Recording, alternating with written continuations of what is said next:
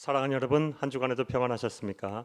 오늘은 제27과 실패를 딛고 일어서라 라는 제목으로 함께 은혜를 나누겠습니다.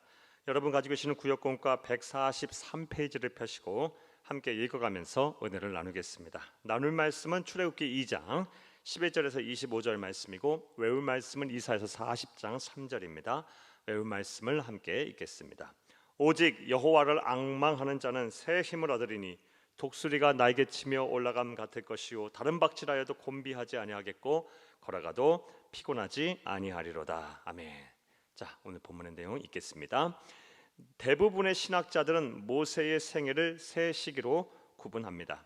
먼저 물에서 건져져서 이집트의 공주의 아들로 자란 40년을 이집트의 왕자의 시대로 규정합니다. 이집트 왕자 시대, 동그라미 쳐놓습니다. 이후 살인을 저지르고 광야로 도망쳐 그곳에 살았던 40년의 시간을 미디안 광야 시대라고 부릅니다. 미디안 광야 시대, 여기 동그라미 쳐놓으시고요. 나아가 모세가 80세의 소명을 받아 이스라엘 백성을 이끌고 광야에서 유리하던 40년의 시간을 출애굽 시대라고 말합니다. 출애굽 시대, 동그라미 쳐놓습니다.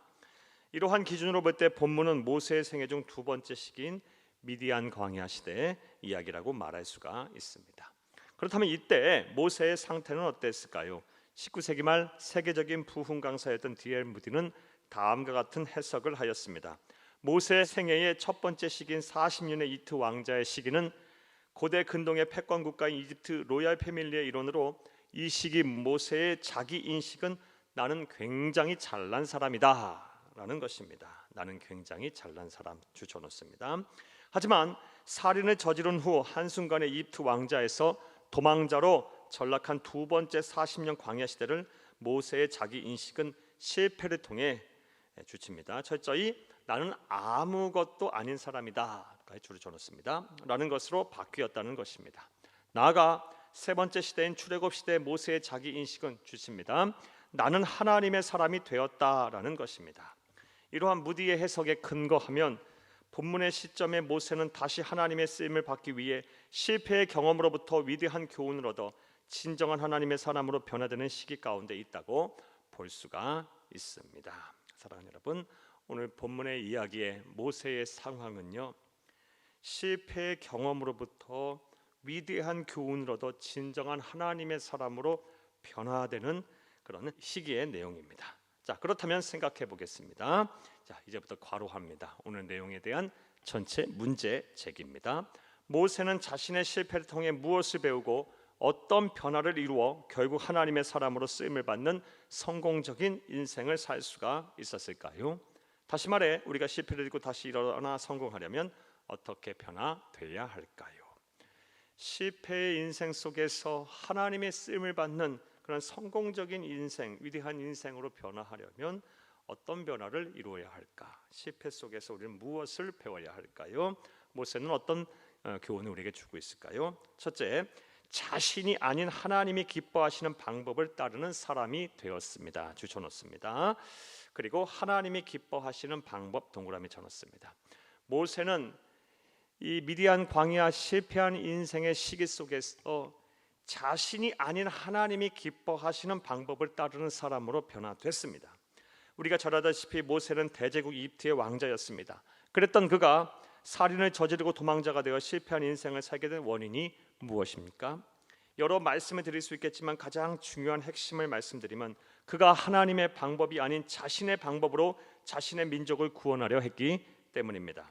모세가 장성한 후에 한 번은 자기 형제들에게 나가서 그들이 고되게 노동하는 것을 보더니 어떤 애굽 사람이 한 히브리 사람 곧 자기 형제를 치는 것을 본지라 좌우를 살펴 사람이 없음을 보고 그 애굽 사람을 쳐 죽여 모래 속에 감추니라. 출애굽기 2장 11절에서 12절 말씀입니다. 모세는 이집트의 왕자임에도 고된 노역을 하는 히브리 사람들이 학대를 당하자 이집트 사람이 아닌 히브리 사람을 도왔고 결국 이집트 사람을 죽여 숨기기까지 했습니다. 이를 통해 그는 자신의 민족을 구원해야 한다는 하나님의 뜻과 목적을 이미 잘 알고 있었음을 알 수가 있습니다. 하지만 그 방법이 잘못됐습니다. 하나님은 모세가 당신의 도구가 되어 하나님의 능력으로 이 세상의 이스라엘 백성들을 구원하시기를 원하였는데 모세는 하나님이 아닌 자신의 힘과 능력으로 이스라엘 민족을 구원하려 했던 것입니다. 그러다 보니 살인도 저지르고 시체를 숨기까지 했으며 결국 그것이 발각되자 도망자가 되어 버린 것입니다. 이를 통해 다음과 같은 영적인 진리를 배우게 됩니다. 자, 이제부터 주치입니다. 내가 하려는 일이 아무리 하나님의 뜻과 선한 목적을 이루는 일이라 할지라도 그 방법이 하나님이 기뻐하시게 하는 방법이 아니면 실패한다라는 것입니다. 내가 하려는 일이 아무리 하나님의 뜻과 선한 목적을 이루는 일을 할지라도 내 방법이 아닌 하나님의 방법으로 하지 않으면은 반드시 실패하게 되어 있습니다. 그러므로 자, 이제부터 괄호합니다. 이 내용에 대한 실천 사항입니다. 여러분이 하는 일이 아무리 하나님의 뜻과 목적을 이루는 일을 할지라도 그것을 이루는 과정과 방법이 하나님이 기뻐하시는 방법이 아니라면 단호하게 물리치시기를 바랍니다. 그리고 하나님이 기뻐하시는 방법이 무엇인지를 생각한 후 그것에 따라 일을 하시기를 바랍니다.까지 권해 놓습니다. 이것이 실패를 딛고 일어서서 성공으로 나아가기 위해 우리가 배워 변화되어야 할 교훈입니다. 하나님이 기뻐하시는 방법을 아주 골몰하게 생각하셔야 됩니다. 이를 위해 다음 같은 생각하시면 좋습니다. 우리 예수님이라면 이런 상황 속에서 어떻게 하셨을까? 어떠한 결정을 하셨을까? 어떠한 행동을 하셨을까? 이런 생각을 하고 기도하면서 여러분 하나님이 기뻐하시는 방법대로 여러분 하나님의 선한 뜻과 목적을 이루는 일을 행하시기를 바랍니다. 또 둘째로 함께 읽겠습니다. 내려놓음과 기다림의 신앙인이 되었습니다. 사랑하는 여러분, 내려놓음 그리고 기다림의 신앙 동그라미 쳐놓습니다. 모세는 실패를 딛고 하나님이 쓰시는 위대한 신앙인으로 거듭났습니다. 이 실패의 시기 속에서 그는 어떠한 변화된 삶을 이루었습니까? 내려놓음과 기다림의 신앙을 가진 사람이 됐습니다. 이집트의 왕자에게 한순간에 광야의 양치기가 된 것은 세상의 관점으로 보면 분명 실패한 인생입니다. 하지만 그는 주치겠습니다. 그러한 실패한 인생 속에서 너무나 소중한 신앙들을 얻게 됐습니다. 먼저 내려놓음의 신앙 주칩니다. 내려놓음의 신앙입니다. 주치고 1번 합니다. 모세가 그와 동거하기를 기뻐하며 그가 그의 딸 십보라를 모세에게 주었더니 그가 아들을 낳음에 모세가 그의 이름을 게르솜이라 하여 이르되 내가 타국에서 나그네가 되었음을 하였더라. 출애굽기 22장 21절 22절 말씀입니다.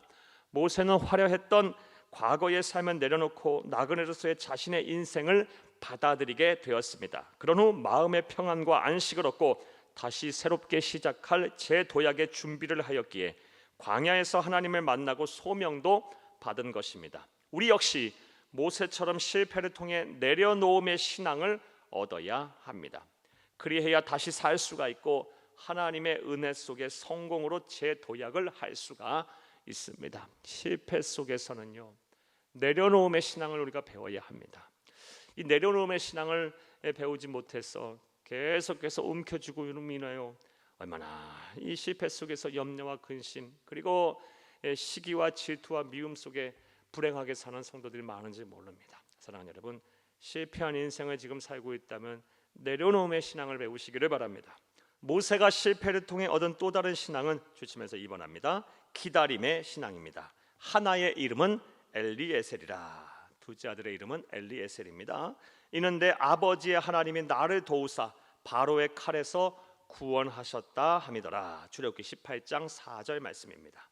모세의 둘째 아들이 태어난 때는 아직 파라오의 위협이 사라지지 않은 때입니다. 그럼에도 불구하고 둘째 아들의 이름을 이렇게 지은 이유는 하나님께서 반드시 그렇게 하실 것이라는 믿음을 가지고 하나님의 구원을 잠잠히 기다리겠다는 신념의 표현인 것입니다. 모세는 실패한 후에 조급해하며 당장 만회하고 싶은 마음에 섣부르게 행동하지 않았습니다. 조급해하지 않았습니다. 오히려 잠잠하게 하나님의 구원을 기다리며 힘들고 어려운 시간들을 참고 견뎠습니다. 우리는 실패를 통해 기다림의 신앙이 되었던 모세를 본받아야 합니다. 잠잠히 하나님의 구원의 때, 하나님의 일하심의 때를 믿음으로 기다리며 주어진 삶에 최선을 다해야 합니다. 조급함을 버리고 하나님의 때를 기다려라. 조급함을 버리고 하나님의 때를 기다려라. 실패 속에서 우리가 배워야 할 신앙입니다. 자, 사랑하는 여러분, 여러분들 가운데에도 지금 인생의 여정에서 복병을 만나 실패를 경험하고 계신 분들이 분명 계실 것입니다. 아프고 힘들겠지만 너무 걱정하지 마시기를 바랍니다. 왜냐하면 우리 그리스도인에게는 분명히 오늘의 실패가 내일의 성공을 위한 디딤돌이 될 수 있기 때문입니다. 이를 위해 실패를 통해 진정한 하나님의 사람으로 변화되어야 합니다. 주쳐놓습니다. 실패를 통해 진정한 하나님의 사람으로 변화되어야 합니다. 먼저 이제부터 괄호합니다. 오늘 내용에 대한 전체 요약입니다.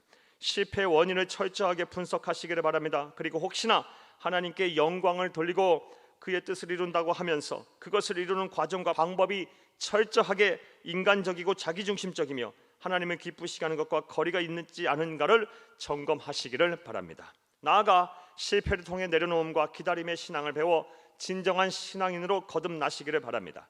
그리하면 역사의 주관자이시며 복의 근원이신 하나님께서 여러분을 도와주실 것입니다. 실패를 딛고 성공으로 나아가게 하실 것입니다. 까지 괄호해 놓습니다. 오늘 내용에 대한 전체 요약입니다. 이런 은혜와 복이 저와 여러분의 복이 되기를 간절히 바랍니다. 할렐루야. 말씀과의 만남 보겠습니다. 1번, 미디안 광야 시대의 모세는 어떠한 시기 가운데 놓여 있었다고 볼 수가 있습니까? 인생의 실패의 시기, 나는 아무것도 아닌 사람이다 라고 실패를 속에서 절치부심할 때입니다. 하나님의 사람으로 거듭날 때였습니다. 2번 보겠습니다. 우리가 실패를 딛고 다시 일어나 성공하기 위해서 어떻게 변화되어야 할까요? 모세를 통해서 오늘 교훈을 배웠습니다. 자신이 아닌 하나님이 기뻐하시는 방법을 따르는 사람으로 변화되어야 합니다. 사랑하는 여러분, 아무리 우리가 하려고 하는 일이 하나님의 선한 뜻과 목적을 이루는 일이라 할지라도 하나님의 방법이 아니고 내 방법으로 하게 되면 실패하게 되어 있습니다. 하나님의 방법을 따르고 그 방법에 순종하는 사람으로 변화되시기를 바랍니다. 두 번째로, 우리가 실패를 딛고 다시 일어나 성공하기 위해서는 우리의 성품, 우리의 신앙이 변화되어야 합니다. 사랑하는 여러분, 내려놓음의 신앙, 그리고 하나님의 때를 잠잠히 기다릴 수 있는 조급함을 버리고 기다리는 그 기다림의 신앙을 여러분 꼭 소유하고 소유하시기를 간절히 바랍니다. 3번, 실패를 하나님의 방법대로 극복한 경험이 있는지 생각해보고 그것을 함께 나누어 봅시다. 사랑하는 여러분, 하나님께서 성경에 수많은 믿음의 사람들의 성공한 이야기뿐만 아니라 실패한 이야기까지 자세하게 기록한 이유는 그것을 보고 배우라는 것입니다. 사랑하는 여러분, 수많은 믿음의 사람들이 자신의 방법대로, 자신의 뜻대로 실패를 극복하려고 했을 때 하나같이 또 다른 실패를 경험하게 됐습니다. 하지만 하나님의 방법대로, 그 방법을 가지고 하나님이 지시하는 대로 그 실패를 극복하려고 했을 때 하나님의 능력이 그에게 나타나 하나님께서 힘이 되주셔서 도와주셔서 실패를 극복할 수 있었습니다. 사랑하는 여러분, 오늘 우리는 그 중에 한 사람인 모세의 경우의 예를 통해서 우리가 교훈을 얻었습니다. 모세가 우리에게 보여준 실패를 통해서 성공에 이르게 된 이 사례를 저와 여러분 잘 교훈으로 삼아야 할 것입니다.